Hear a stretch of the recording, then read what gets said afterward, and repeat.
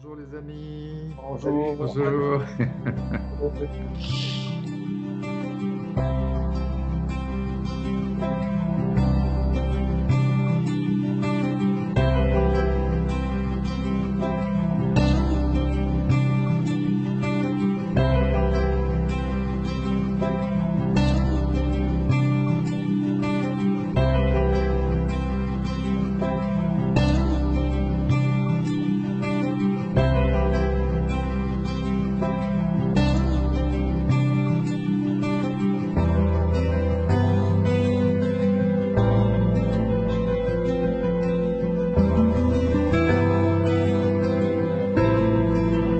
Regarder tout ça et j'essaye de rentrer un peu plus Dans ta dimension intérieure. dans la. Oui, mais là, bon, avant je le faisais, si tu veux. Mais là,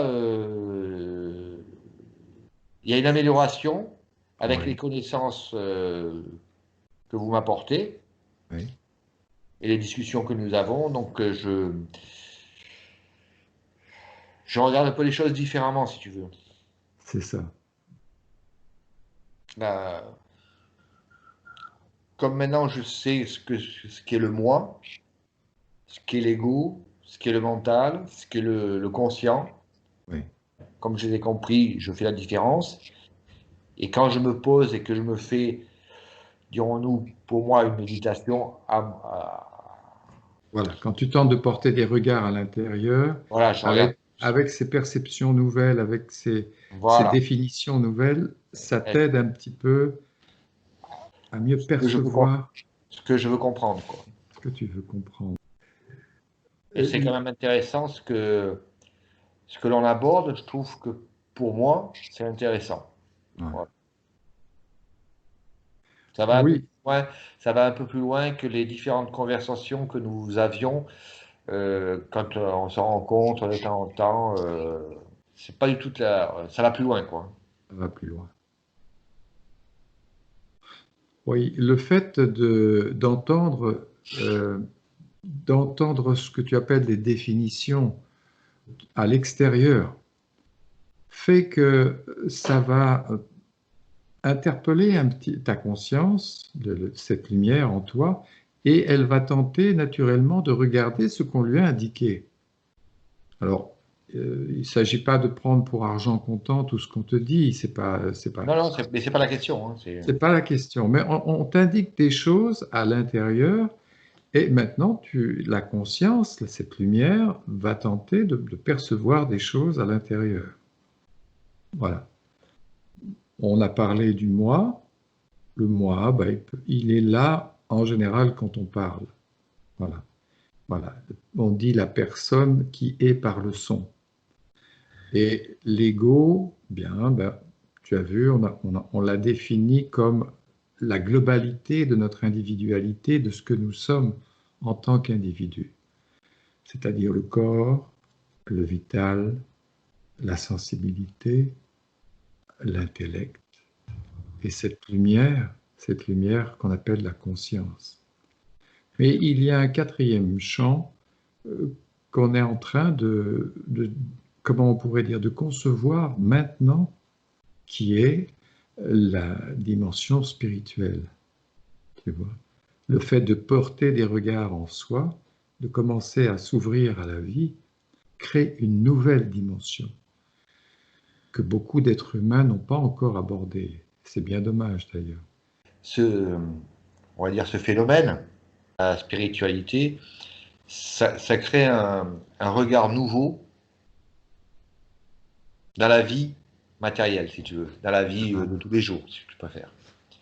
Le regard sur les personnes, sur tout ce qui nous entoure est différent, je trouve. Eh oui. Oui, tu vois comme ta conscience change. C'est toi qui avais parlé du changement. On avait parlé du moi, on disait que le moi ne changeait pas, mais que la conscience, elle, changeait. L'individualité changeait. Oui, La sens... avec les connaissances, hein. Mais le regard sur le monde change en fonction de ce que tu découvres à l'intérieur, tu vois, de ce nouveau regard. Et tu sais, avec les expériences que j'ai eues dans ma vie, je ne vais pas en reparler encore, hein, ce regard sur la vie était déjà différent. Ouais, Parce que c'est des choses qui m'ont secoué eh oui, et qui m'ont permis je ne sais pas si c'est le mot, d'avoir plus de détachement par rapport à ce qui se passe dans la vie de tous c'est les ça, jours. c'est ça. Et ce détachement me permet, je parlais d'acceptation l'autre jour, d'accepter et de pouvoir regarder les choses différemment. Eh oui, Tout ça, c'est aussi bon, les discussions que nous avons eues qui m'apportent encore plus, et c'est aussi euh, la conscience enfin, la prise de conscience des expériences que j'ai eues. c'est ça. Voilà. Et que je pense qu'à chacun de nous, ça fait ces effets-là.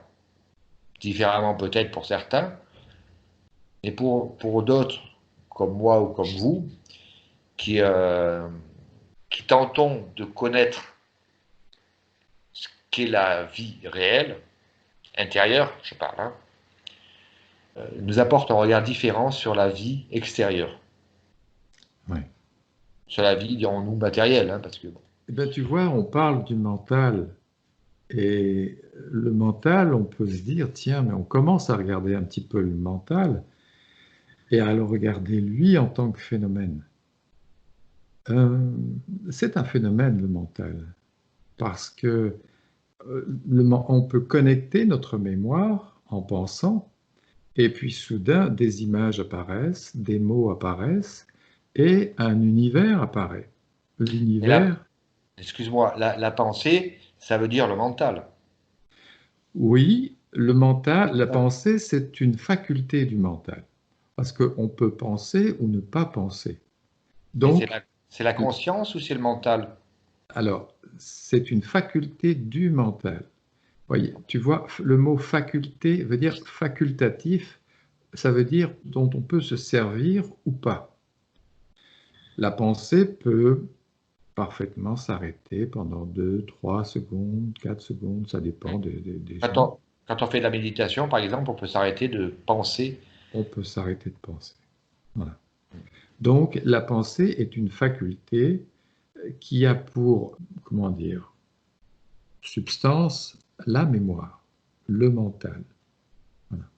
Donc, cette pensée, qui est une faculté du mental, peut s'arrêter. Et même, elle peut se moduler. On peut penser très différemment. On peut penser intellectuellement, tu vois, on a une réflexion sur quelque chose, on pense, on va dire, lucidement sur quelque chose. On peut penser sentimentalement, ah, je pense à ma famille, je pense à ci, tu vois. C'est déjà une forme un peu différente de penser. Et puis on peut penser très physiquement, tiens, demain je vais faire ceci, tiens, demain je vais faire cela.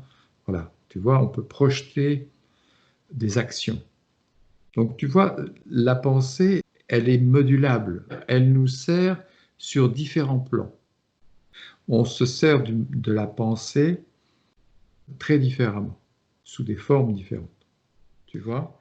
Alors, est-ce que le mental est un mensonge? D'une certaine manière, oui, puisque on peut le contacter.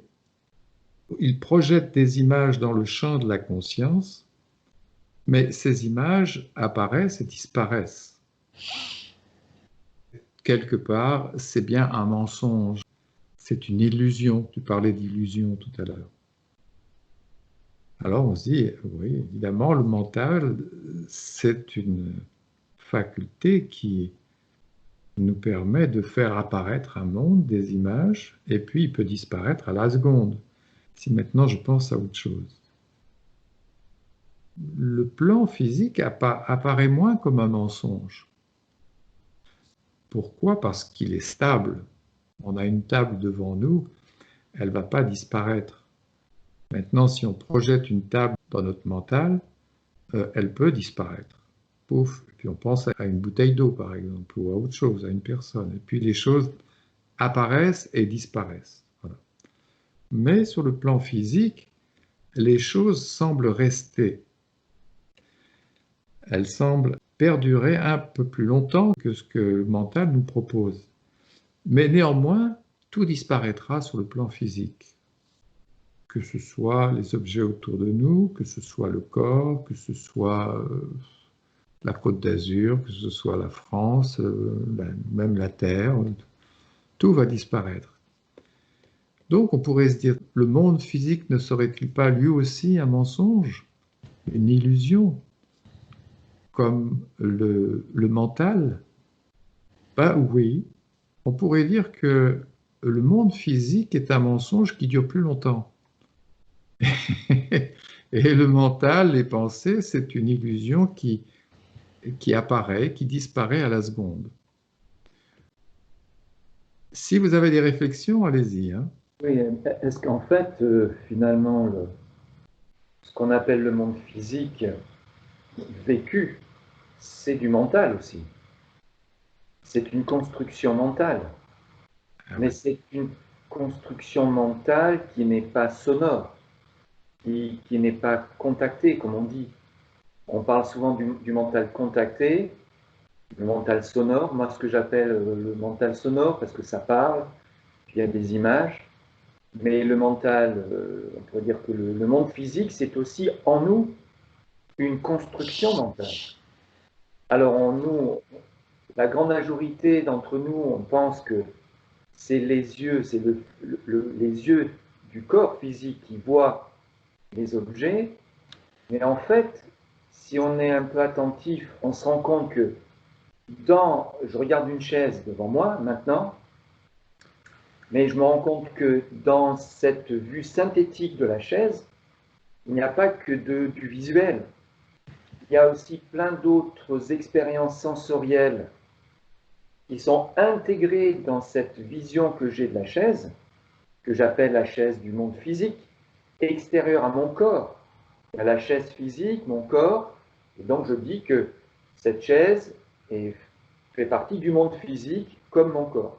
Mais finalement, cette chaise, c'est aussi une projection mentale, et dans la synthèse visuelle mentale de la chaise, il y a aussi toutes les autres expériences sensorielles que j'ai faites par rapport à une chaise. Autrement dit, sans toucher la chaise, je n'ai pas besoin de la toucher pour savoir qu'elle est lisse, pour savoir que le bois, que c'est du bois, pour savoir que ce bois est froid, pour savoir aussi que cette chaise est dure. Si je me cogne le pied dans la chaise, je sais que je vais avoir mal. Donc là, j'utilise le mental sonore pour exprimer tout ce que contient en fait en moi, dans le champ de la conscience, au-delà de la vue elle-même, tout ce que contient en moi l'expérience sensorielle, physique de cette chaise. Et à ce moment-là, je me rends compte qu'effectivement, la chaise aussi est une construction mentale. Ça ne veut pas dire qu'il n'y a pas un objet réel à côté de mon corps. Ça ne veut pas dire ça, mais ça veut dire que ce que je vis de la chaise est en fait une synthèse mentale de mon expérience sensorielle par rapport à cet objet. Donc, on peut dire que le monde extérieur est aussi en nous une construction mentale. C'est ça, c'est le mental. Le mental projette le monde extérieur, en général. Tel qu'il est conçu en nous. Nous voyons le monde tel qu'il est conçu en nous. Si maintenant, dans cette conception, il y a des erreurs, eh bien, nous verrons le monde au travers de cette conception dans laquelle il y a des erreurs. Ou si cette conception est incomplète ou chaotique, si tu veux, on verra le monde à travers un mental chaotique, ténébreux et qui contient en lui-même des erreurs.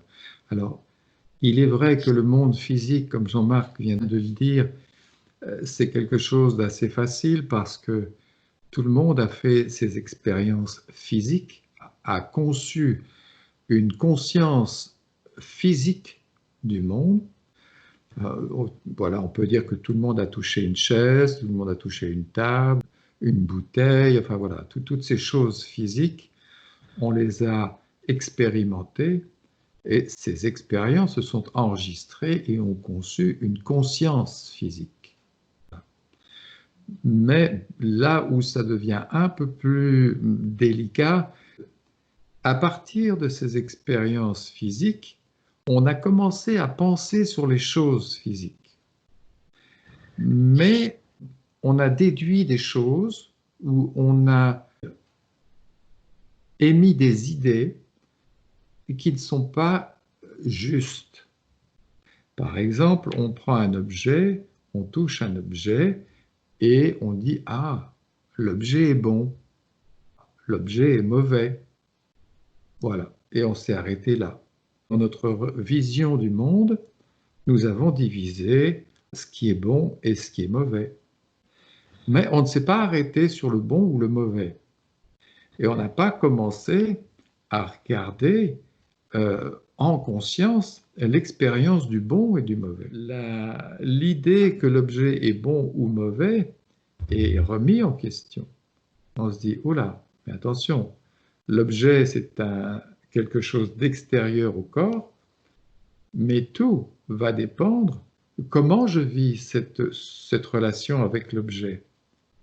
Tu vois, ça va dépendre du corps et ça va dépendre d'autres choses à l'intérieur de nous, une sensibilité qui s'ouvre et qui se donne, qui s'abandonne. Voilà.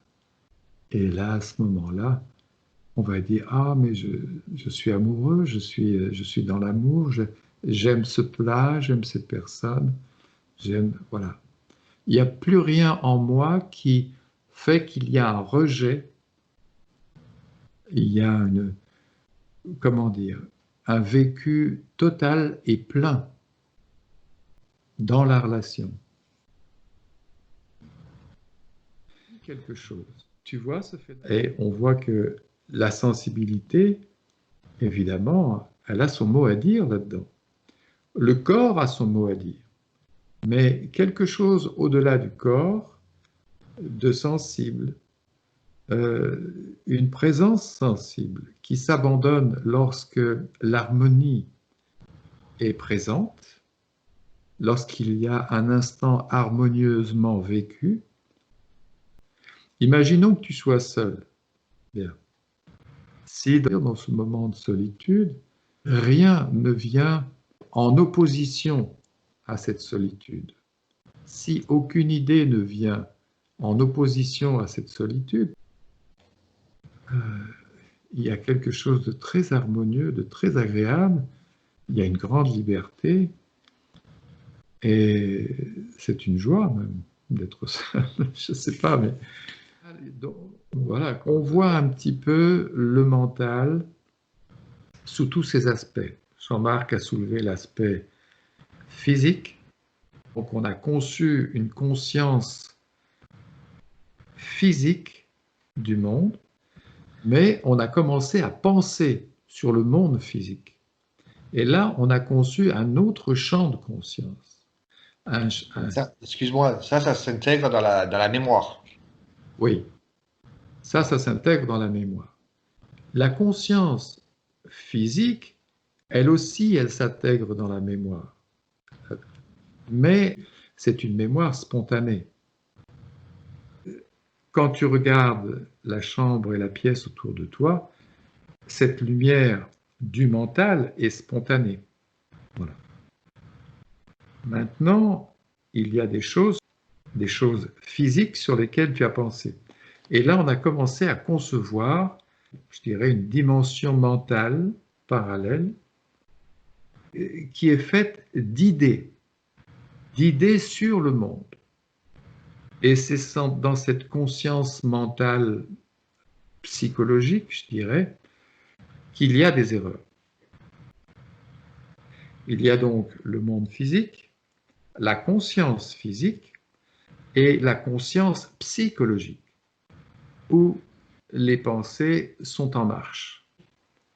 Ce monde psychologique mental, il n'a pas évolué, il évolue très très peu, ou alors il faut des expériences terribles comme tu as vécu toi, pour, comme tu l'as dit toi-même, secouer un peu l'individu et puis commencer à voir les choses un peu différemment. On est maintenant en train de dépasser ce monde psychologique, mental, qui crée une sphère, je n'ai pas d'autre mot, mais un champ psychologique dense.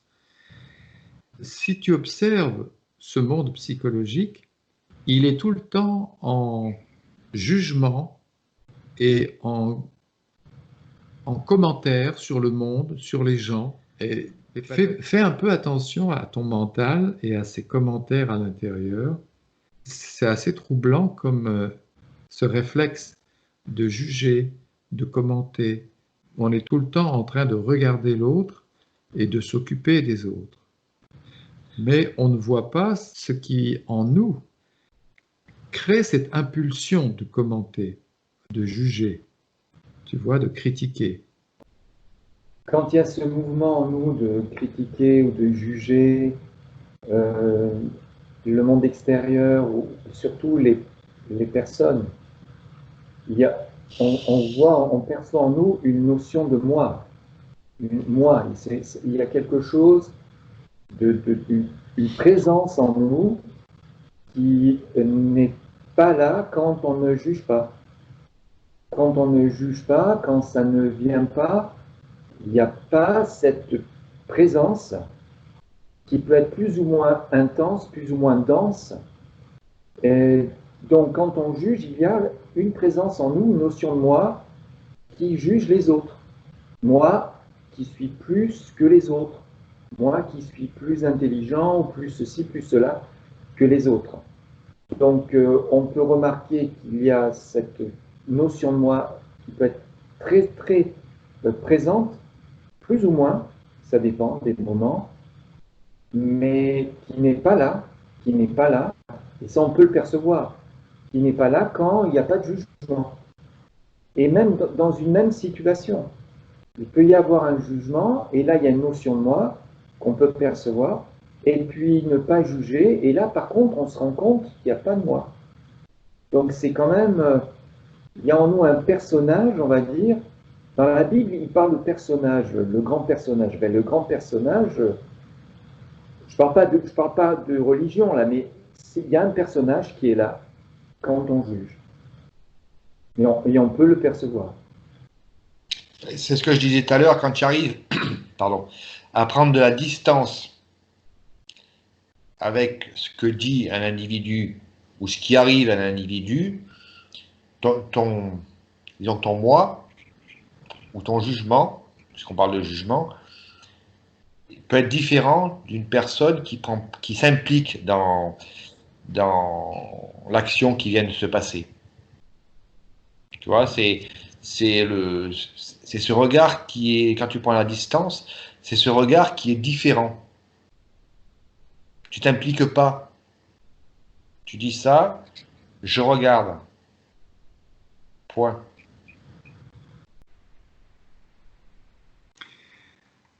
Mais ce qui est important quand même, c'est de percevoir lucidement la chose. Tu viens un petit peu avec une démarche sensible, avec une perception de la vibration au moment où tu vis quelque chose. Oui. Et puis tu te dis, ah, ça c'est bon ou ça c'est pas bon. Mais le soi-regard laisse aller les choses. Bien, oui. Tu vois, on laisse aller la chose. Mais si maintenant tu juges quelqu'un, bien, ben, juge quelqu'un. Mais sois conscient et sois dans l'éveil au moment où tu juges. Et comme l'a dit Jean-Marc, au moment où on juge, même c'est peut-être plus pernicieux que ce qu'il a dit, on est souvent en train de juger les autres ou de commenter sur les autres, Souvent, oui. mais on n'est pas en train de dire moi je suis plus intelligent. On ne le dit pas, mais on le sous-entend. Quand on Oui, dit de quelqu'un, c'est un jugement quand même. quand on dit de quelqu'un qu'il n'est pas très futé, en arrière-plan, c'est comme si on disait mais moi je vois les gens qui ne sont pas très futés, donc je suis plus intelligent qu'eux, tu vois. C'est un peu plus, je dirais, plus pernicieux. On déprécie les gens autour de nous et par le fait de les déprécier, on se Voilà. sent supérieur, sans le dire, parce qu'il ne faut pas le dire. Attention, il ne faut pas. Il faut être humble aussi quand même. Voyez comme le moi peut être, peut être malin, on Il va faut avoir dire. de l'humilité, quoi. Pardon? Il faut avoir de l'humilité. C'est pas qu'il faut avoir de l'humilité. Si vous ne voulez pas être humble, ne soyez pas humble, mais devenez conscient. Parce que la chose la plus importante, c'est de devenir conscient.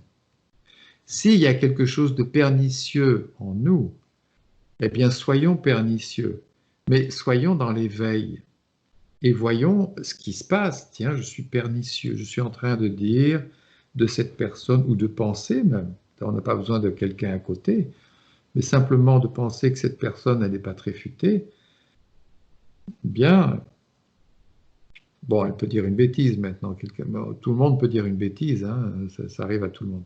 Mais si on dit d'une personne qu'elle n'est pas très futée, en arrière-plan, est-ce qu'il n'y a pas un moi qui... Alors, ça, il faut en prendre conscience. Mais allons plus loin. Pourquoi le moi se supériorise? Et comment un moi peut se supérioriser? Ah, c'est relativement à quoi qu'il se supériorise? Relativement à l'intelligence.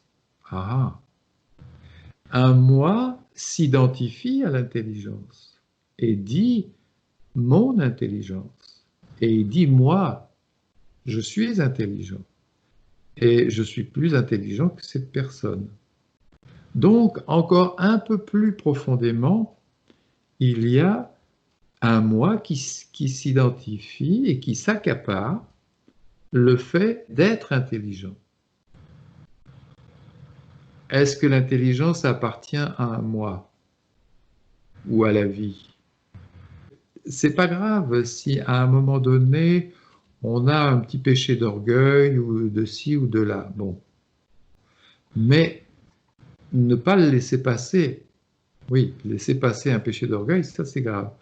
Parce qu'on peut en laisser passer beaucoup comme ça. Si maintenant on est dans l'éveil, et on va se dire, mais maintenant je vais essayer d'aller jusqu'au bout de ce péché d'orgueil. Voilà.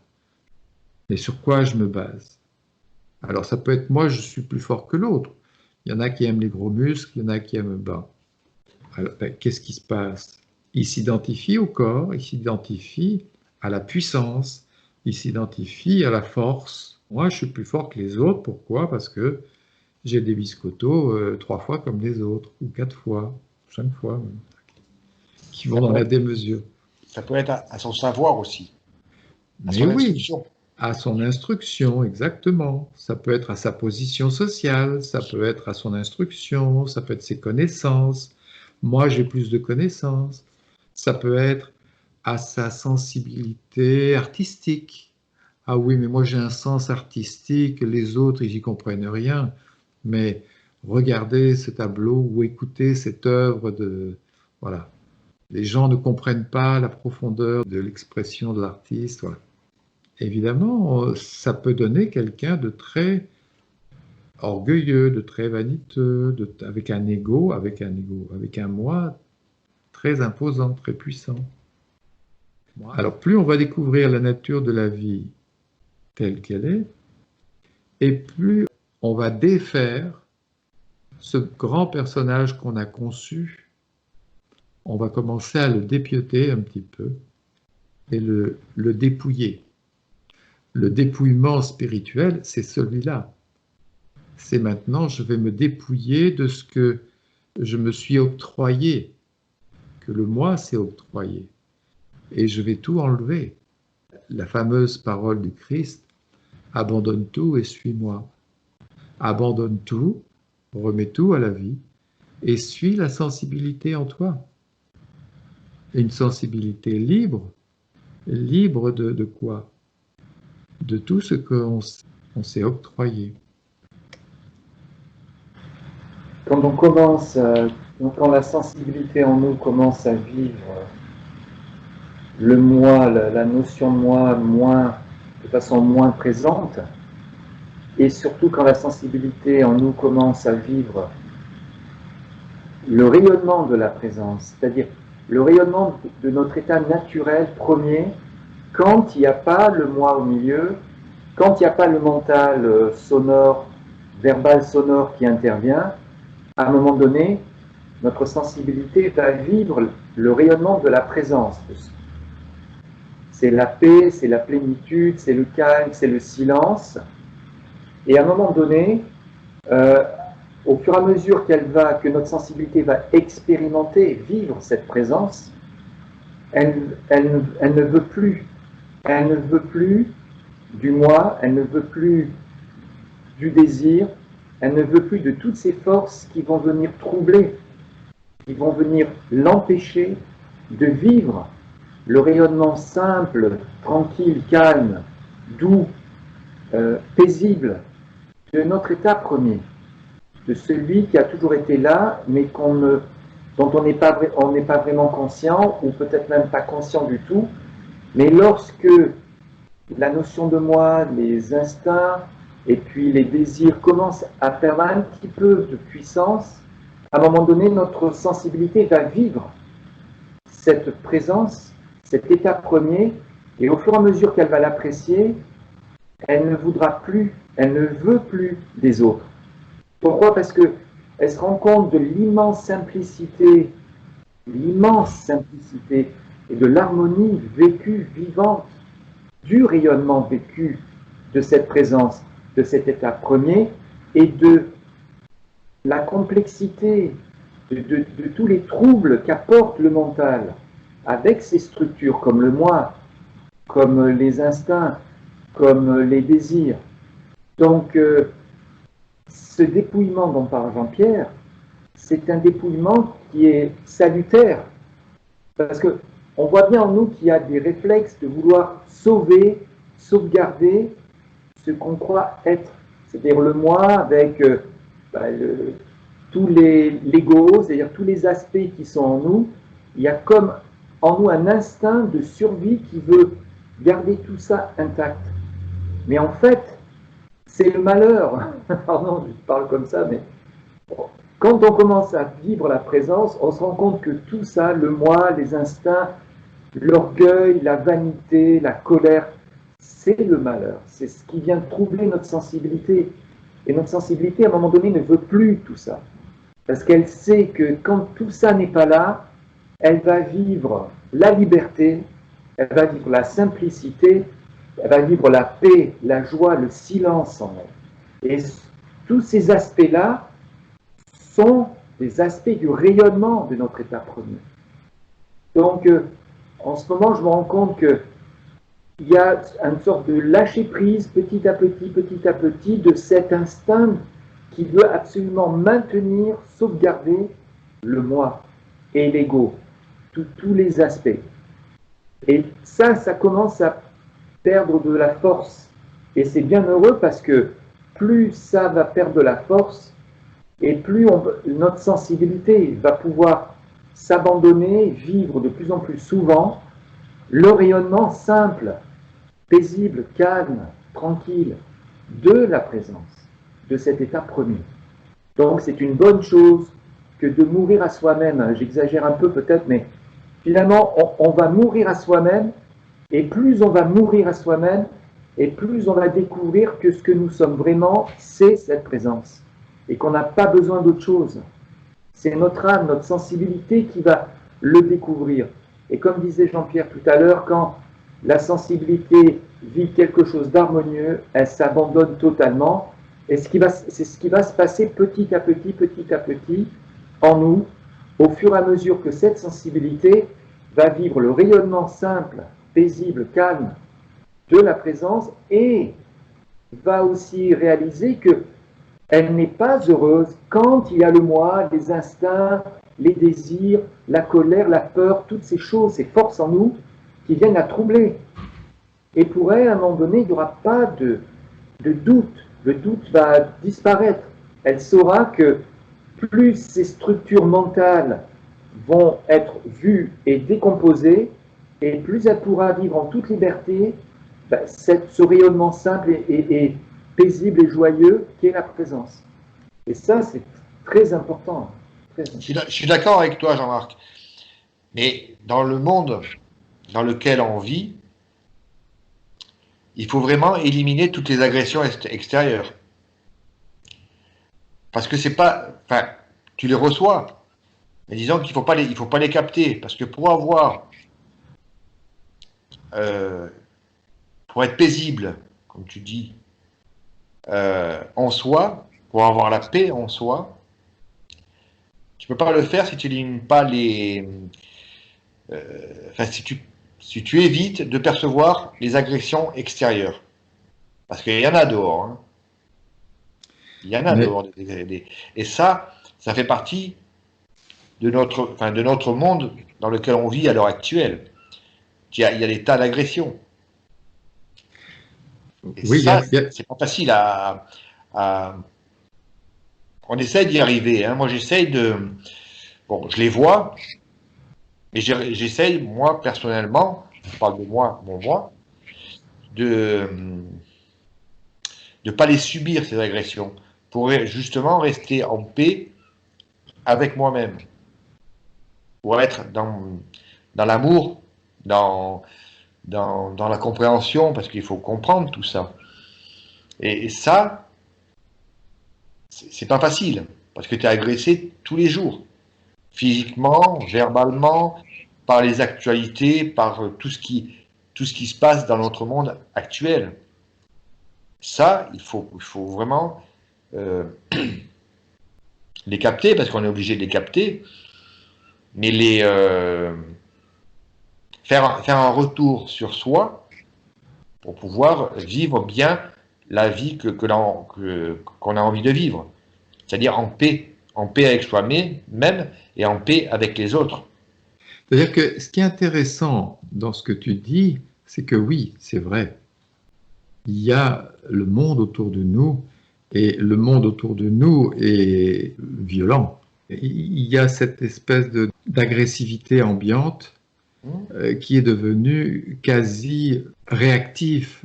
Tout le monde est réactif. Mais néanmoins, c'est une mise à l'épreuve quelque part. Et c'est là où il faut être conscient. Il ne s'agit pas de l'éliminer, mais de voir ce qui est à l'origine de la réaction. Parce que pour se défaire d'une réaction, il va falloir voir les causes de ce qui a déclenché la réaction, sur quoi elle repose. Oui, et c'est pour toi, personnellement. Oui. Et l'autre. Ne t'occupe pas de l'autre. Ne t'occupe pas de l'autre, c'est son problème. S'il y a quelqu'un qui est agressif à un moment donné, s'il y a quelqu'un qui veut dominer, s'il y a quelqu'un qui veut te jouer un tour, c'est bien, c'est son problème. Mais ton problème à toi, c'est ce qui se passe en toi. Maintenant, je suis face à ma réaction et au jugement que je vais porter sur l'autre. Ah oui, mais l'autre, il a voulu me faire ceci, il a voulu me voler. Ah, me voler? Il a voulu m'inférioriser. Inférioriser? Me voler? Me voler quoi? Mon argent. Mon argent? Bien. Est-ce que l'argent m'appartient? Là, on entre dans ce qui est la structure même de la réaction, ce qui fait que on est en réaction. Il m'a infériorisé, mais relativement à quoi? Pourquoi il m'a infériorisé? On essaye de comprendre l'autre aussi, pour se supérioriser aux yeux des autres. Lui veut vivre le plaisir de se supérioriser, de se sentir supérieur à l'autre. Bien, c'est son problème. Mais comment maintenant ça va réagir à l'intérieur? Le moi ne veut pas être infériorisé. Mais pourquoi? Ah, il y a le regard des autres. Quelque chose, on découvre que le regard des autres est important pour nous. Mais pourquoi? Ah, le regard sur quoi? Sur mon apparence physique, le regard sur mon intelligence, sur mes connaissances, sur ma position sociale. C'est une épreuve. Comment tu fais, comment vous faites, toi et Jean-Marc, face à des situations comme ça, pour retrouver la paix? C'est un éveil, une attention portée sur la réaction elle-même. Une réaction, c'est d'abord une puissance qui réagit à quelque chose. Mais dans une réaction, il n'y a pas que la puissance de réaction. Même si tu ne le montres pas, tu peux réagir à quelque chose tout en en gardant ton calme. Mais à l'intérieur, ça réagit. C'est là où il faut aller regarder. Et c'est ce regard et cette mise en lumière de la réaction elle-même qui va faire qu'à un moment donné, il n'y aura plus de réaction. C'est la structure même de la réaction.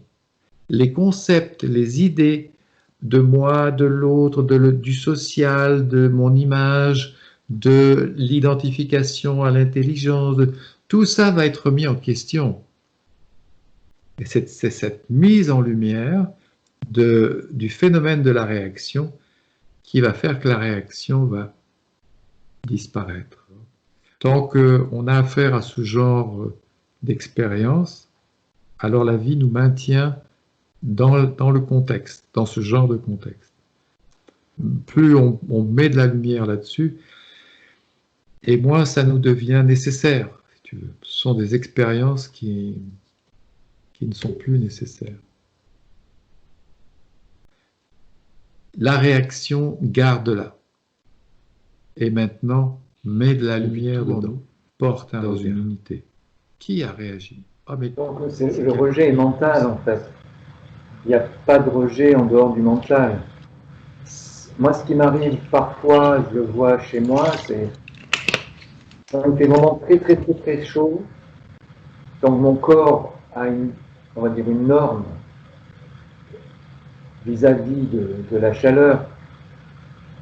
Et cette norme a des limites. Et il peut arriver qu'il fasse tellement chaud qu'à un moment donné. Et là, on voit bien que la chaleur, c'est en nous que c'est vécu. Enfin, c'est simple, c'est comme le froid. On voit bien que c'est en nous, c'est une unité, c'est en nous, c'est nous.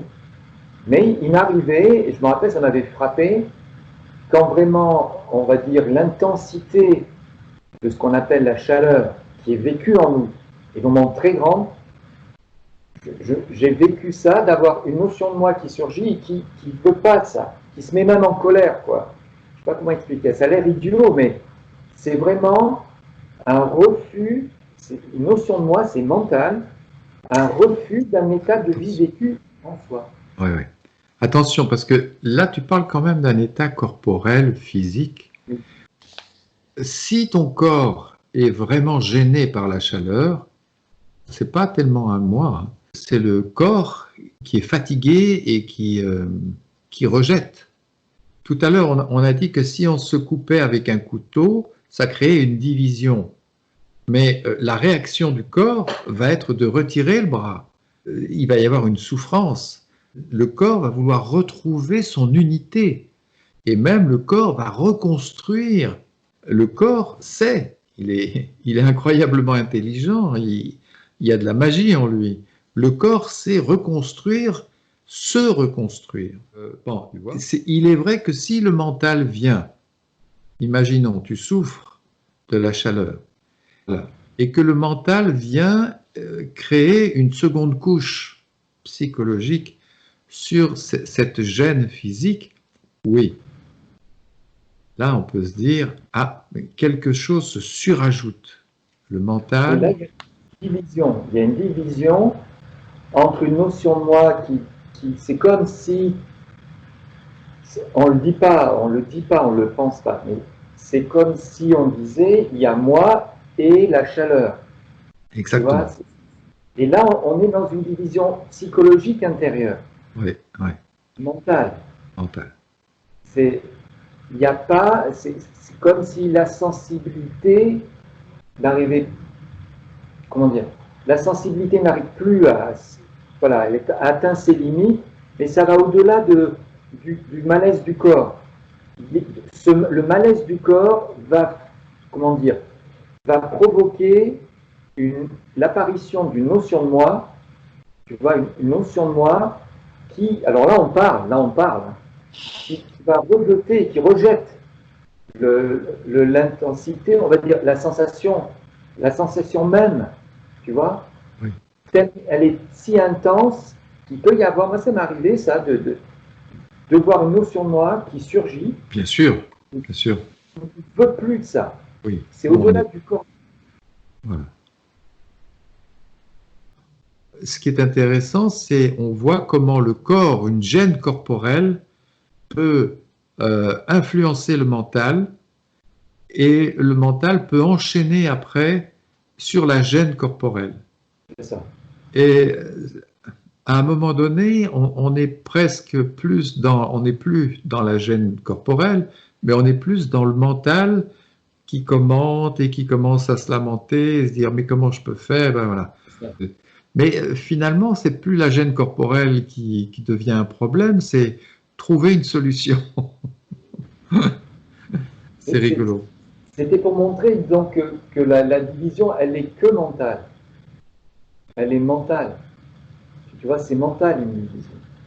S'il n'y a pas un moi au milieu, il y aura, ben, on pourrait dire une acceptation, mais acceptation, c'est pas un bon mot parce que on a toujours l'idée que c'est quelqu'un qui accepte. On va dire plutôt un abandon, voilà. Exactement. C'est le mot.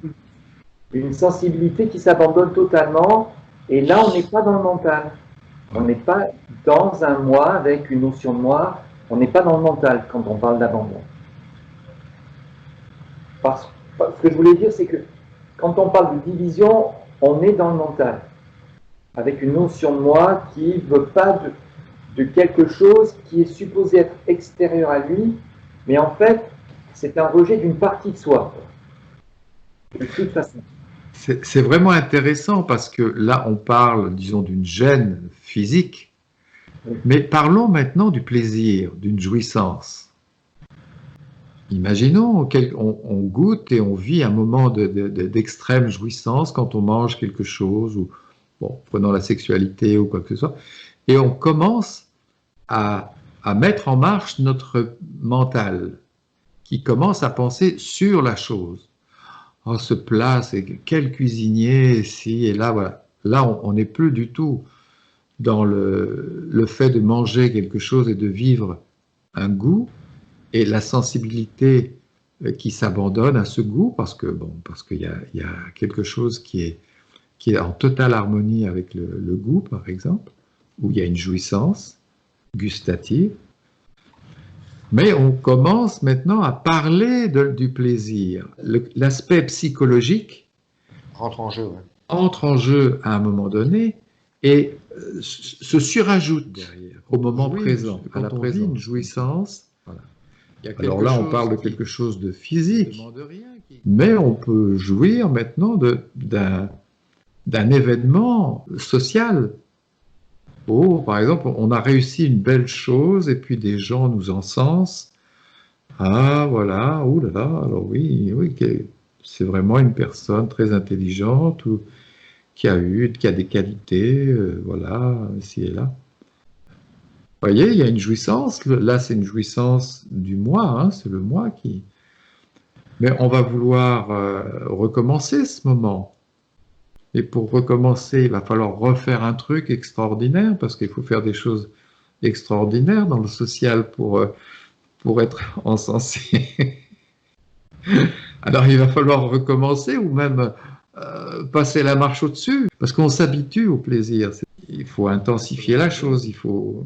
Vous voyez?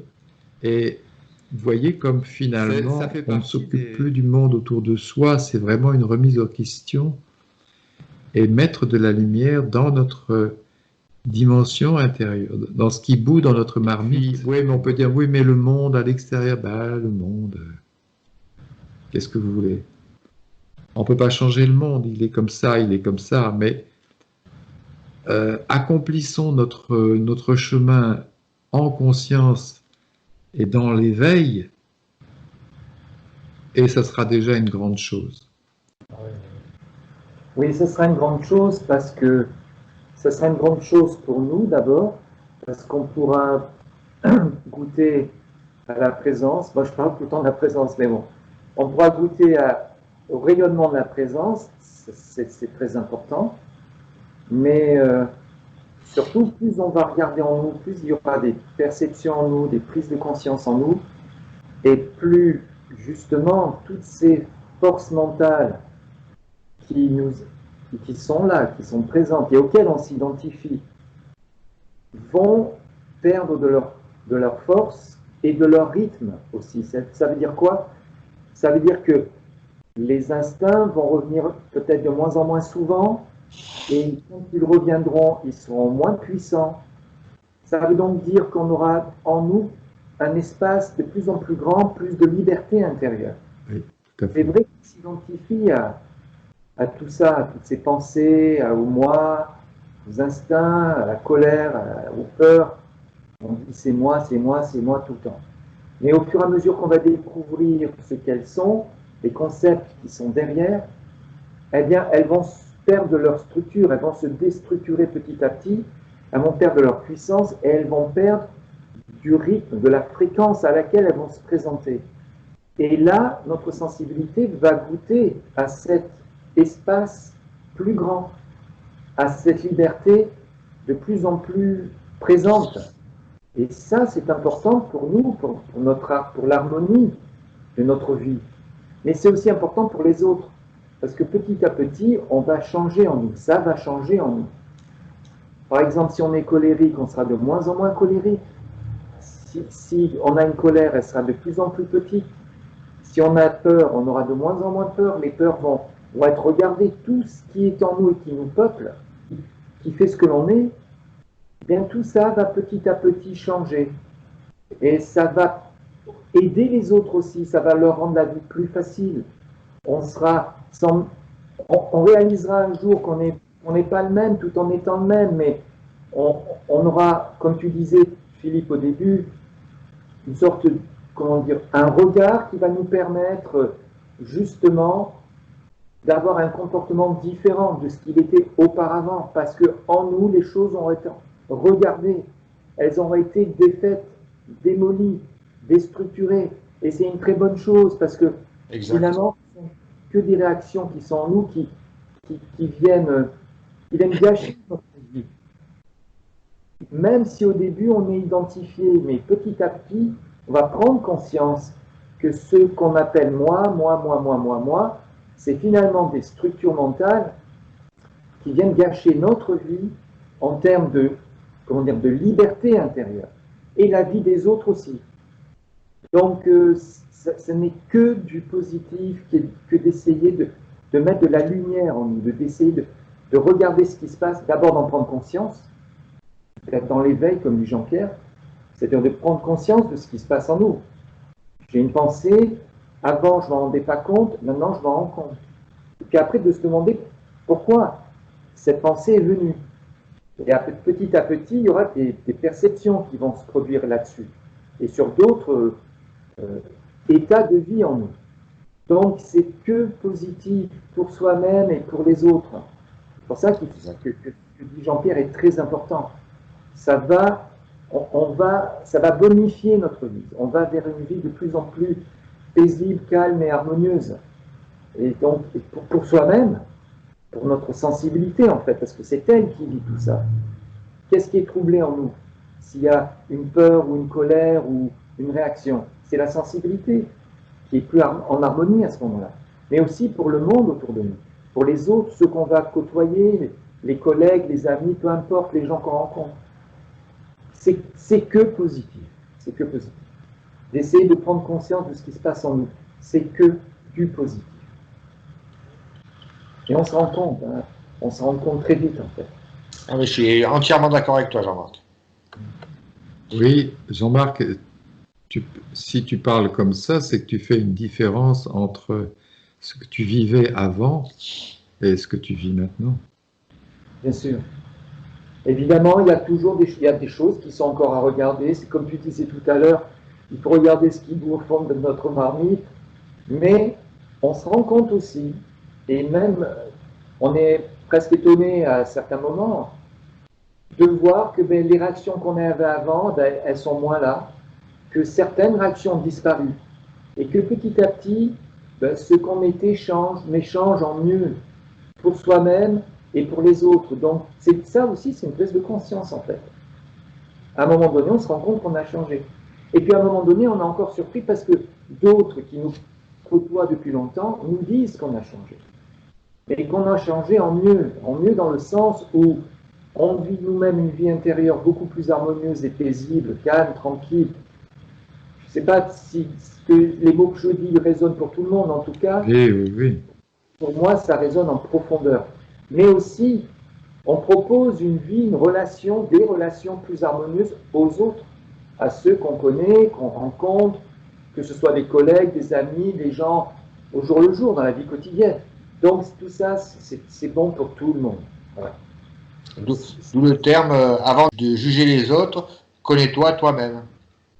Si tu veux, c'est ça.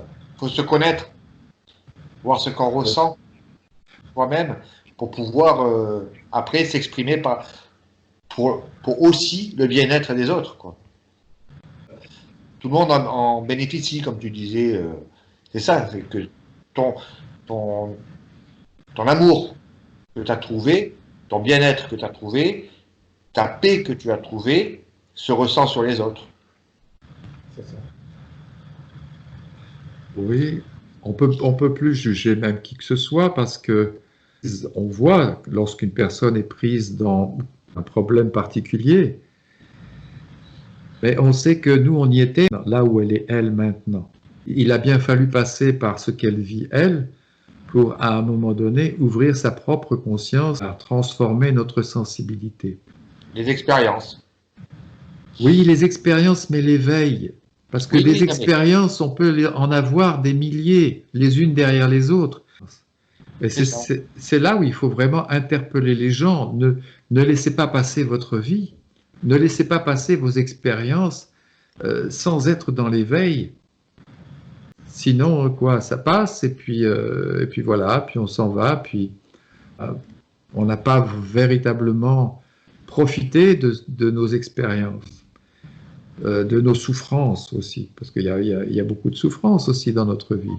Ça fait partie des expériences. Ça fait partie des expériences. Alors c'est un univers très subtil, l'univers des concepts et des idées. Et il faut faire très attention à ce qu'on met dans nos idées et nos concepts. Ce qu'on a pensé se synthétise dans notre esprit et on le vit après en tant que sentiment. Et là, on n'y pense plus, on le vit.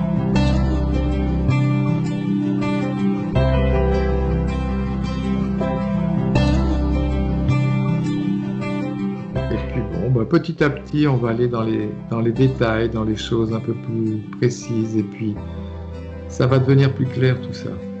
C'est important. Ça s'éclaircit. Ça s'éclaircit, tu vois. C'est très bien.